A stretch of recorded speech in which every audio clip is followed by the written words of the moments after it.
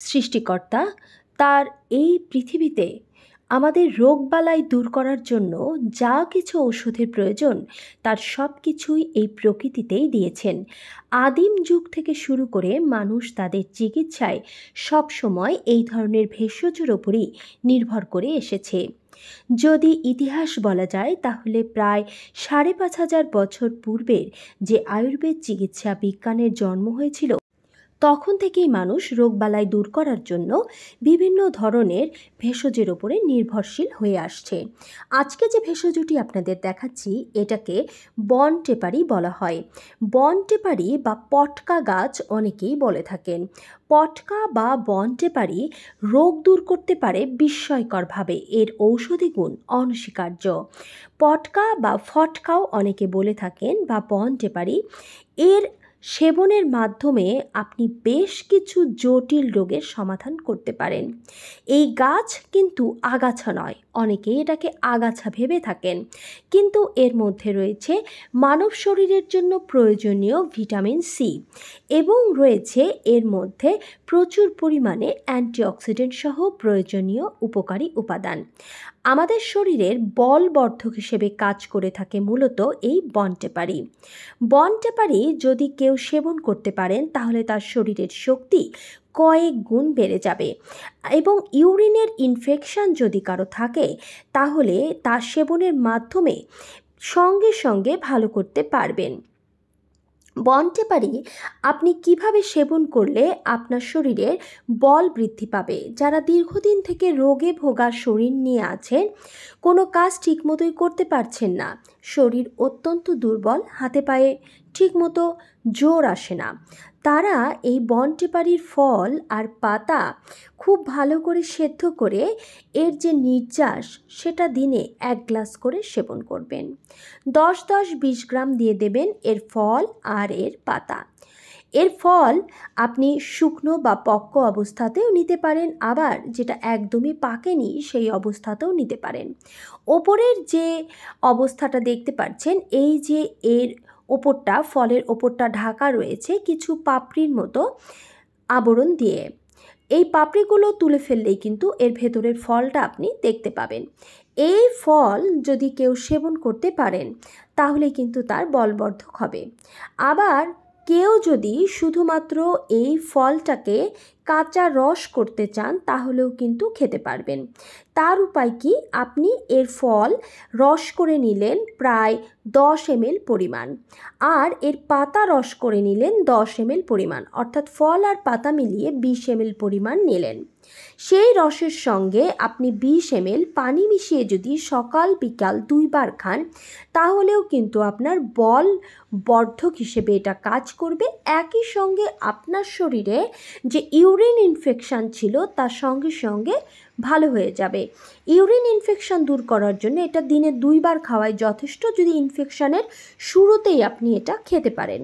কিন্তু যদি ইনফেকশান 2-3 দিনের অধিক হয়ে যায় তাহলে এটা টানা 7 দিন সেবন করুন। কেননা আপনারা জানেন যে ইউরিনের ইনফেকশান যদি টানা 3 দিন পর্যন্ত কারো থেকে যায় তাহলে সেটা কিডনিতে এফেক্ট করে।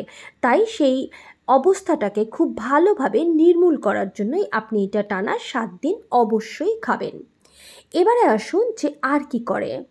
এই ফল যারা সেবন করবেন তাদের রোগ প্রতিরোধ ক্ষমতা বহুগুণ বেড়ে যাবে, দৃষ্টিশক্তি কয়েক গুণ বাড়বে।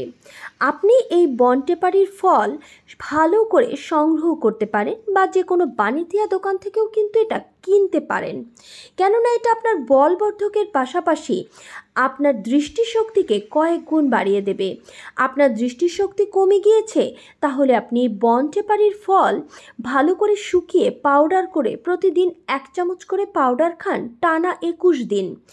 আপনার চোখের ছানি কেটে যাবে, ছানি পড়বে না, বা যারা চোখে ঝাপসা দেখেন তাদেরও দৃষ্টিশক্তি বৃদ্ধি পাবে।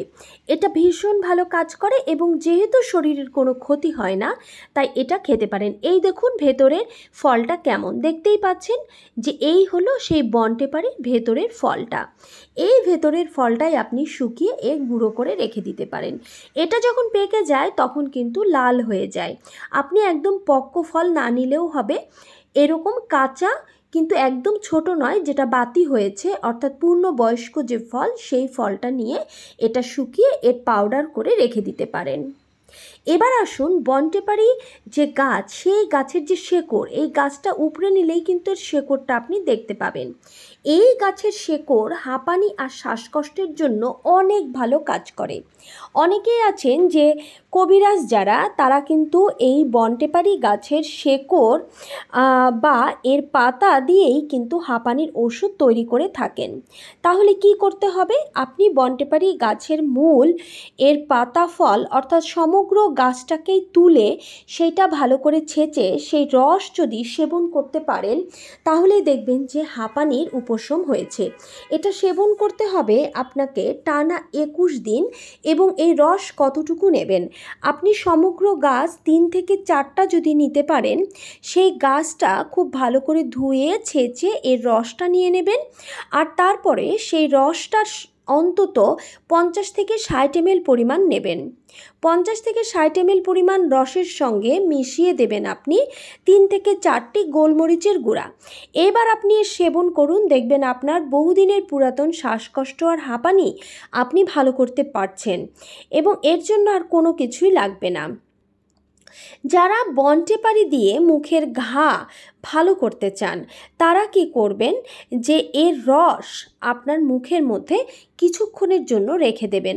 রস করে মুখে ধারণ করতে পারেন, অর্থাৎ রস করে মুখের মধ্যে কিছুক্ষণ রেখে তারপর এটা খেয়ে ফেলতে পারেন বা ফেলেও দিতে পারেন, তাতে কিছু সমস্যা নেই। কিন্তু আপনার মুখের ঘা অটোমেটিক্যালি ভালো হয়ে যাবে। দাঁত, মাড়ি, মুখের ঘায়ের জন্য এটা খুব ভালো কাজ করে। আর এই কারণেই শরীরের কোথাও যদি আপনার কেটে গিয়ে থাকে, তাহলে এই বনটেপারির যে পাতা, তার রস করে কাটা স্থানে দিন, দেখবেন যে আপনার শরীরের সেই ক্ষত ভালো হয়ে গেছে, কাটা স্থান থেকে আর রক্ত ঝরছে না। যদি কোনো মানুষের চুল পড়ে প্রচণ্ডভাবে, তাহলে এই বনটেপারি ভালো করে রস করে নেবেন। বিশেষ করে এর যে ফল, সেই ফলটাই কিন্তু চুলের যত্নে টনিকের মতো কাজ করে।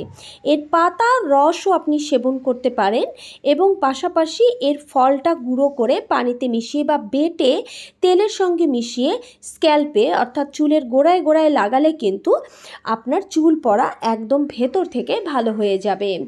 তবে একটু খেয়াল রাখবেন যে এই গাছের ফুল কোনোভাবেই সেবন করা যাবে না। এই গাছের ফুল থেকে সব সময় দূরে থাকবেন। এর ফল উপকারী, এর গাছের শিকড় উপকারী, এই গাছের পাতা উপকারী, কিন্তু এর ফুল বিষাক্ত। তাই মানব শরীরের জন্য এই ফুলকে এক ধরনের বিষ হিসেবেই চিহ্নিত করা হয়েছে। তাই কখনোই এই বিষ আপনার ধারে কাছেও আসতে দিবেন না।